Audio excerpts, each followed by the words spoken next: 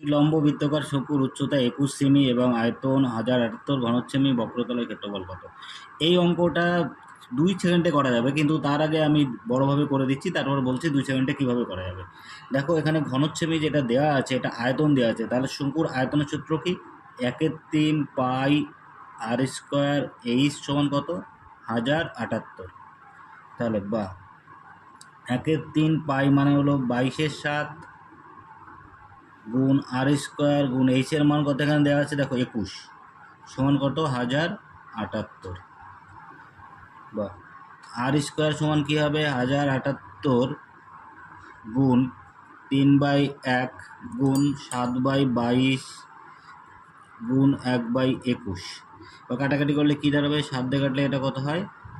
3 7 21, 3 3 কেটে দাও 22, 11 দুগুণে 22, এটা 2 দিয়ে কাটলে 5 দুগুণে 10, 3 দুগুণে 6, 9 দুগুণে 18। এবার 11 দিয়ে এটা কাটা যায়, 4 11 44, 9 11 99। বা আর সমান কত দাঁড়াবে? একবারে করে দিলাম, আর সমান দাঁড়াবে হলো 7। এবার আমরা জানি যে শঙ্কুর বক্রতলের ক্ষেত্রফল বের করতে গেলে আমাদের এল এর মান বের করতে গেলে কি করতে হবে? আমাদের এখানে অতিভুজ স্কয়ার ইকুয়াল টু কি জানি? লম্ব স্কয়ার প্লাস ভূমি স্কয়ার। এখানে লম্ব কত? 21, ভূমি 7, তাহলে 21 এর স্কয়ার প্লাস 7 এর স্কয়ার, 21 21 গুণ করলে কত হয়? 441 প্লাস 49, এটা কত দাঁড়ালো? যোগ করে হয় 9 একে 10 0 হাতে 1, 4 4 8, হাতে রেখে কত? 9, 490। 490 মানে আমরা এরকম লিখতে পারি, √490 মানে 49 গুণ 10। তার মানে এটা 7 বাইরে নিয়ে আসো, 7 বাইরে নিলে কী হবে? 7√10। এটা দাঁড়ালো কিসের মান? এল এর মান। এইবার দেখো আমরা কি জানি যে শঙ্কুর যে কি চেয়েছে? বক্রতলের ক্ষেত্রফল, মানে এটা পাই আর এল। পাই আর এল মানে কত? পায়ের মান হলো 22/7, আর এর মান আমরা জানি 7, আর এল এর মান কী পেলাম? 7√10।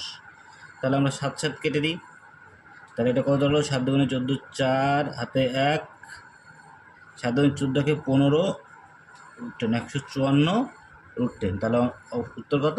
Option A.